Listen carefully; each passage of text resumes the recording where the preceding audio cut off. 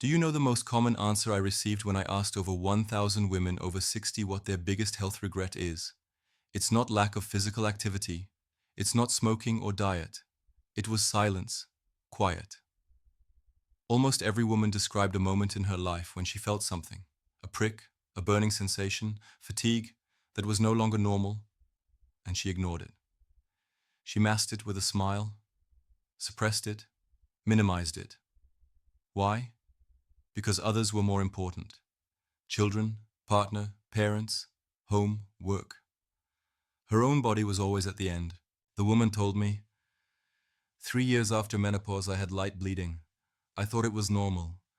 Only when my son took me to the doctor was the diagnosis made, uterine cancer.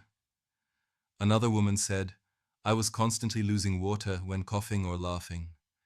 Instead of going to the doctor, I just carried more underwear with me. These stories deeply moved me, not only because of missed opportunities, but also because of the guilt that many women carry with them even decades later. A 74-year-old woman whispered, I should have listened to myself earlier. And that is exactly why we are making this film. Not to blame, but to say, it's never too late to start taking yourself seriously. It's never too late to start appreciating your body again as something valuable, not as a burden or a problem. What many women over 60 regret is not a single mistake. It is years of silence about ailments, intimate problems, fatigue or pain, out of fear of being ridiculed or due to a lack of seriousness. But today, we are starting to change the situation, step by step, with dignity and with knowledge. Many women have told me that at that time they simply did not dare to talk about their symptoms. They don't talk about bladder weakening or vaginal dryness, said a 67-year-old woman, almost apologizing. They don't want to seem old or unpleasant. But do you know what is truly shocking? That this silence is often more dangerous than the illness itself. Because the longer you wait, the harder it is to treat, both physically and psychologically. The woman wrote to me that for months she had been suffering from itching and burning, thinking it was just part of the aging process. Only when she could no longer bear it did she consult a gynecologist. The diagnosis? A serious but treatable change in the mucous membrane that could have been recognized much earlier. What struck me especially, many women believe they deserve suffering. For years I was busy with everything. Now it's time for my body, said the 71-year-old with a bitter smile. But such an attitude is dangerous. Your body is not a price to pay for caring for others. It is your home, and this home deserves attention, care, and respect. Next common complaint, not seeking help related to hormonal changes. I haven't slept for 10 years. Always hot flashes, sweating, anxiety, said the woman. I thought I just had to endure it. No, that's not necessary. There are gentle and well-tolerated ways to manage menopause symptoms. But many find out too late, or never at all. And that is exactly why today we are talking about this openly. So you can understand, your ailments are not a sign of weakness. They are a signal from your body, which ultimately wants to be heard. What many women after 60 regret is the fact that they always put themselves second, even when their bodies were already sending warning signals. A 69-year-old woman said, I never thought that dry eyes and joint pains could be related to my hormones. I just felt old and accepted it. But age is not a reason to suffer, and certainly not a reason to stay silent. What surprised me? Many women reported problems in the intimate area that they had never spoken about before. Not to a friend, not to a partner, not even to a doctor. Pain during sex, burning sensation while urinating, unpleasant odors, skin changes, all endured in silence. I just gave up, wrote a 73-year-old woman. I thought my sexuality was over. It's not true. Your sexuality belongs to you, regardless of whether you are 40, 60, or 80 years old. And if something no longer works as it should, it's not a personal failure, but a medical issue. In many cases, simple remedies are enough. A moisturizing cream, a herbal remedy, or an explanatory conversation with a gynecologist. The next common complaint, knowing too little about your own pelvic floor muscle. I didn't even know it could be trained, said a smiling 65-year-old woman, Then she started crying. I thought incontinence was just my new life. But the pelvic floor muscle is like any other muscle. It can be strengthened, treated, and developed. And this can be done at any age. Acronym. These conversations showed me that the biggest hurts are not caused by illness, but by ignorance, shame, and false respect. But today we have access to knowledge, opportunities, and exchange. And with each conversation, we give women what they should never lose, the feeling that their body matters. Many women over 60 told me, I wish I had understood earlier that my body is changing, but not deteriorating. This phrase deeply moved me, because that is the essence of many misunderstandings. We age, yes, but aging does not mean you have to accept pains, dryness, weakening of the bladder, or fatigue. It means that needs shift, and that we can learn to listen to our bodies again. A 68-year-old woman told me how many years she believed that her constant fatigue was simply old age. Only during a routine checkup, when they diagnosed and treated her vitamin D deficiency, did her energy gradually return. I could have lived so much better all these years, she said, and that was her biggest regret. Not that she was ill, but that she never allowed herself to ask for help. The next common issue: pain management.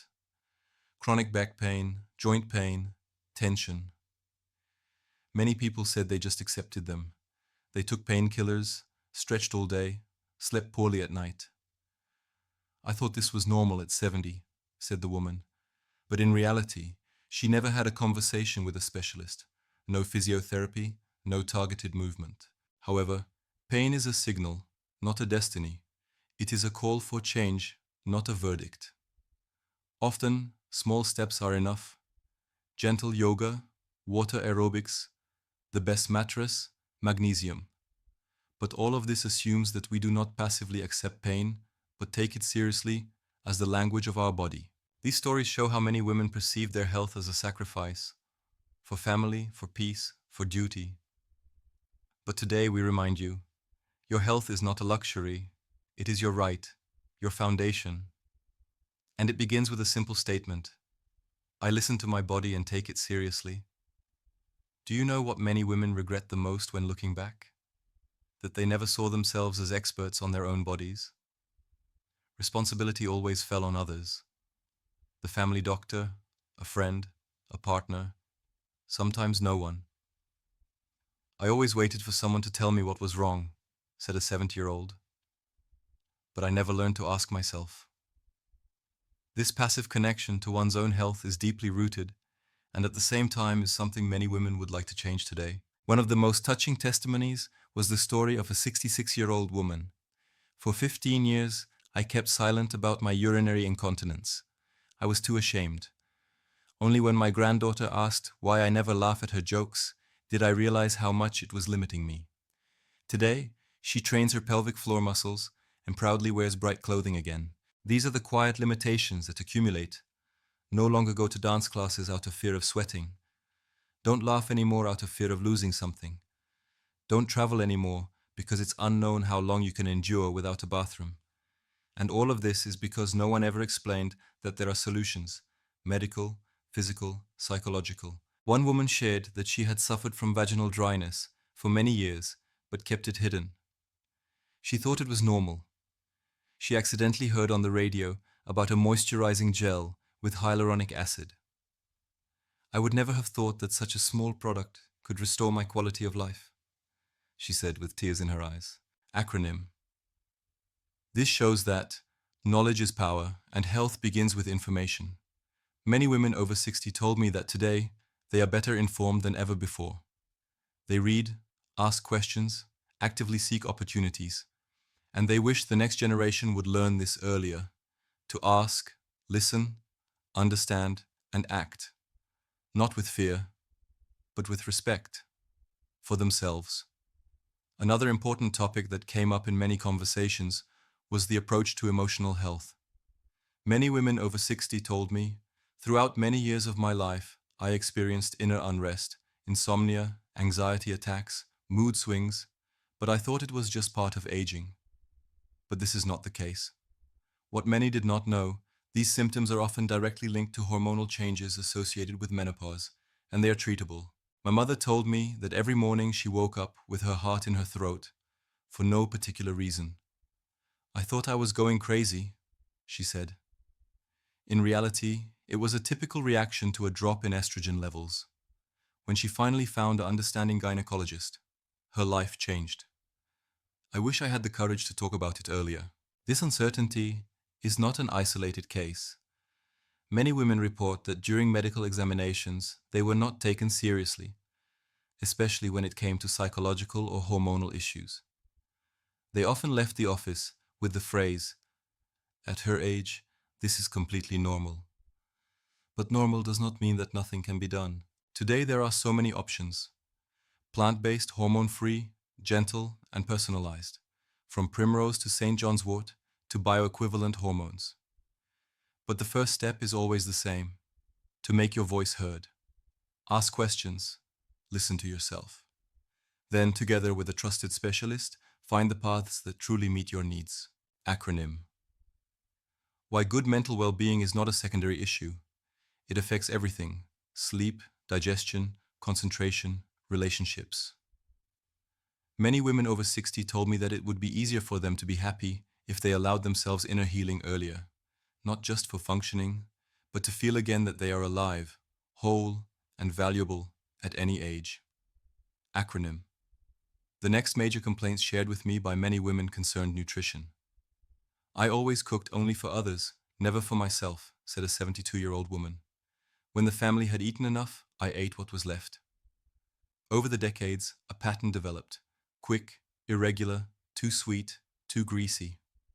Only when hypertension or diabetes was diagnosed did many realize how food can be medicine or poison. The woman told me that after heart surgery, she radically changed her diet. More vegetables, less meat, more water. I felt 20 years younger, and at the same time regretted not doing this earlier. This delayed awakening was typical in many responses. They said, "If I had known earlier how much my diet affects sleep, skin, mood, I would have changed a lot." And indeed, research shows that women after menopause benefit particularly from a balanced diet, rich in fiber, omega-3 fatty acids, with plenty of fruits and vegetables. It may seem obvious, but this is the key to fighting osteoporosis, heart problems, and inflammatory conditions. But it was not only about what they ate, but also how they did it. Many said, "I always ate in a rush, never consciously." Today, they understand that food is a ritual, a form of self-awareness, and it is here that the change lies. This question touched me because it shows that health is not a sudden event, but a daily choice. Many women regret making this conscious decision too late. But every meal can be a new beginning, even at the age of 60, 70, or 80. Many women also told me that they had barely moved their bodies for years. "I was always too tired after work, and then I thought that exercise is only for the young," said a 70-year-old. Only when her bones became fragile and her joints hurt did she realize that movement is not an option, but a necessity for life. This regret appeared in many responses, that they didn't start moving daily earlier, even just with walks. The woman described how she was reassigned physiotherapy after falling. "Suddenly I realized how strong my body can be if I stimulate it." She continues, even after rehabilitation, and today she consciously walks for 10 minutes every day. "I regret spending 30 years on the couch." Interesting aspect. Many women said they always confuse sports with productivity. "I thought I had to run a marathon or go to the gym," said a 65-year-old woman. "It's enough just to dance in the living room." That's the essence. Movement as joy, not obligation. Research confirms that moderate and regular physical activity significantly reduces the risk of heart disease, osteoporosis, and even dementia. Just 20 minutes a day can greatly extend life and, most importantly, make it more valuable. However, most women discovered this only late. Acronym. The biggest regret here? Not lost muscles or extra weight, but lost time when you could have felt more alive. But the good news is that every step you take today matters. Your body immediately thanks you, regardless of your age. Another point shared with me by many women is prevention. I ignored so many invitations for mammograms, said a 74-year-old woman. I always thought, nothing will happen to me. She only went when her daughter persuaded her, and the diagnosis was made late. These words moved me because they reflect how fear and denial can influence decisions. Her biggest regret is not the disease itself, but lost time, during which early detection could have been possible. Other women shared that they never underwent bone densitometry until their first fracture. I didn't know osteoporosis could start so early, said a 68-year-old woman. Others regretted not having gynecological exams for many years, believing that menopause would exempt them from this. But prevention does not end with the last menstruation. On the contrary, a common pattern was also hesitation. I didn't want to bother my doctor, or I thought my ailments were too minor. But minor symptoms can be important clues, and this was the biggest pain for many women, not listening to what their bodies started whispering early on. Today we know that prevention is not a burden, but an investment. Every examination, every checkup, every conversation is a gift for one's own life. Many women told me that they would have avoided much suffering if they had taken this step earlier. Acronym. What is my biggest regret? Not illness, but silence. Not a diagnosis, but waiting. And therefore, the most important message sounds like this. Go there, ask, and give yourself a chance to grow old in health, with dignity, and with time. When I gathered all these answers, I realized one thing. The biggest regret of many women after 60 was not that their bodies are aging. It was that they ignored themselves for too long, ignored signals, postponed asking for help, stayed silent about their needs, and only later did they realize how much quality of life they had lost. But what touched me the most? Almost every woman also said, it's never too late to change something. The 75-year-old woman summed it up beautifully. I wish I had listened to my body earlier, but today I am doing it, and I feel like this is a new beginning. This statement is a gift. It reminds us that health is not a closed chapter, but a journey we can walk anew every day. Maybe you'll see yourself in some of these stories. Maybe you also thought, this will be okay at my age. But normal doesn't mean you have to suffer in silence. Normal can also mean I take care of myself. I ask. I allow myself to live well. If I had to pick one message from these thousands of responses, it would sound like this. Your body deserves to be heard. Your health deserves protection. And you yourself deserve to put yourself first, without guilt, without shame. Please, do not make the mistake of silence. Start trusting your voice today. And if you want, stay with me on this journey. Subscribe to the channel so we can continue talking about what truly matters, a healthy and fulfilling life at every stage.